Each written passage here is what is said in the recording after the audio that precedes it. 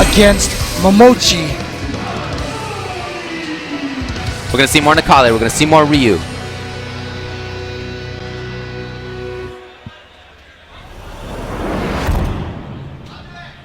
We'll see what they have to say about each other. Round 1. Fight. I really like this matchup. You know, I've played it a bit from the Ryu side, and I always feel like it's really fun. Bunch of interesting mid-range tools, bunch of interesting mobility tools, a lot of damage on both sides. It can be dangerous.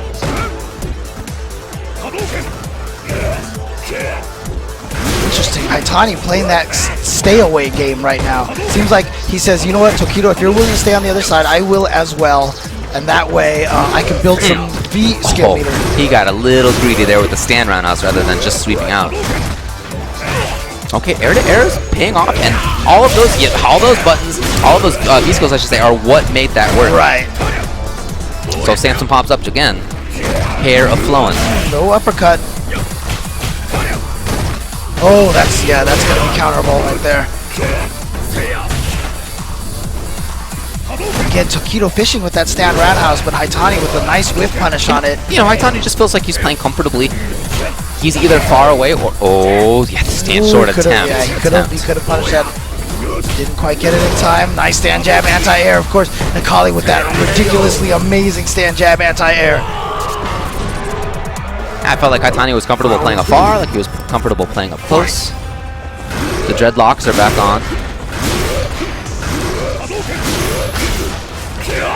Interrupted. Oh, and Tokido with the interrupt of his own saves the bar, trying to set something up, but Haitani's seen it before. Now here in the corner. Big stun. Tokido, he didn't quite build super. He's getting close. And here he comes. So the question is he... Oh, no, he's not going to save it. He's just going to spend it. And, you know, that was the kind of situation. The reason why he spent it there is because if it was blocked, he would have did an uppercut in the super and might have been able to kill him through chip damage as well. So he was going to cancel that in the super no matter what. Yeah, I think you're right. This distance game. Nice.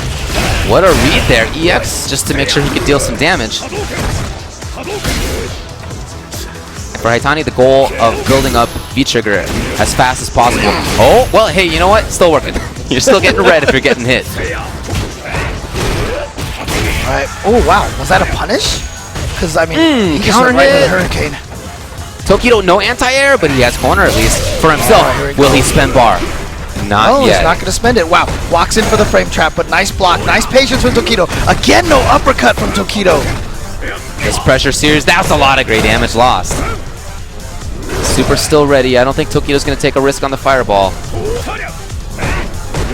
And very patient. Oh, what a jump in. There it is. Into the super. And Tokido's going to take the game number 1. Tokido had played so patiently in a lot of the situations. There have been so few jumps toward. He mentioned this when he played against Daigo. Same ending to that game as the first game of that set. Now, it's interesting because I know I've said this at another event. I don't remember which one, but Tokido, remember, he was always about playing like the most dirty things. He created the Akuma Vortex, aka the Tokido Shiki, named after him in Japan. And his footsie game was something that he really recently kind of really honed in, right?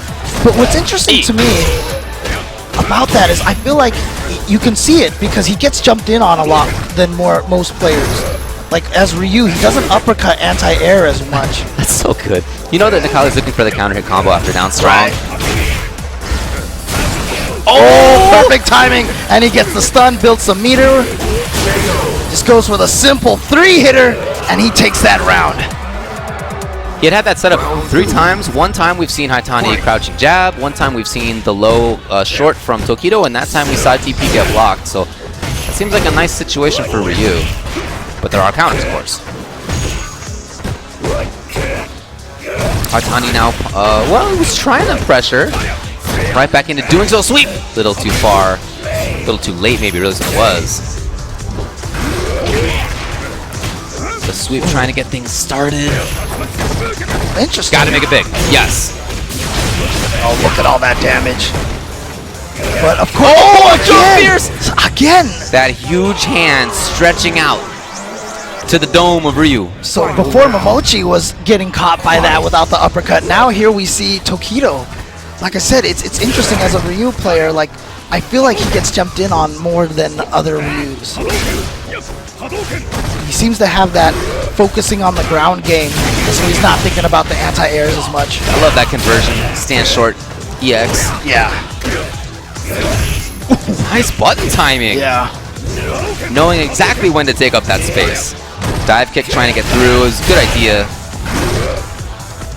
Beat trigger's almost ready for Nakali. I mean, it's interesting. Nakali, he's punishing with the EX stomp, but With punish, that's not easy. Dashing forward. Oh wow, a jump back. He's gonna take it with the air to air. But Tokido has a lot of damage up of himself, and he's gonna seal it. Again, the same way with that one crucial jump at the end of the game. How many rounds did he took one round from Daigo that way, and now that's the second time he's done it to Haitani. Yeah, he's 2-0 in this set, in part because of that. Wow.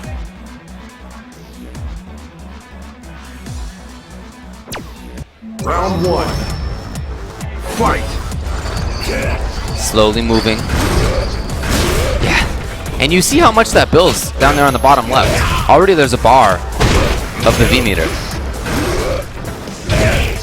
Jump roundhouse counts. This character really has some of the better jump buttons in the game. Tokido trying to fight. Into the corner now is Haitani. Oh, his own jump. Yeah, that time now he's got the big damage. And he gets the frame trap as well. Tokido definitely not out of this. If you remember, I believe it was that final round where Tokido made the ridiculous comeback against Haitani with the double back roundhouse, light kick hurricane combos. Look at that mobility on Nakali's side. He can be in or out whenever he wants. Ooh, but he gets him with the ground pound. Alright, so Haitani trying to stay alive here. Needs to win 3 games in a row. But you know what? You take it one round at a time, and that's the first round for Haitani. And Haitani, obviously, the kind of caliber player who can do this, but Tokido gets a jump in. Yeah, very good use of jump short to hit towards the ground faster. See how when Tokido gets hit by the ground pound, does a quick rise, and immediately forward dashes. It's all about taking all the space you can. You know, moving as quickly as you can. Didn't want to take a risk on the DP. Looked like, I think he jumped on reaction. And now they both have super. Here comes Super Saiyan Nakali. Here comes Samson. Into the corner. Big start. Could have been anyway. I think he thought he was too far to get anything off of that. Did you see those huge throw whips? Not punished? The reversal for Tokido settles things back down. Careful of the chip. Yeah, you're right. You're right. You're right. It's a possibility. That could have been it right there. You're right. He wants to save the meter for the next round. I think that's ideal for him, but we'll see if he goes for it.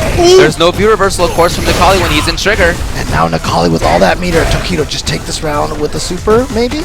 No, he does it with the throw. He gets it. And he gets to save all that meter. A huge gamble by Tokido, but he's willing to take it, especially maybe in the situation where he's up 2 games to nothing. Try to get big stuff, and just a couple of frames away from doing so, that crouching jab from Nakali was susceptible to it. Punish!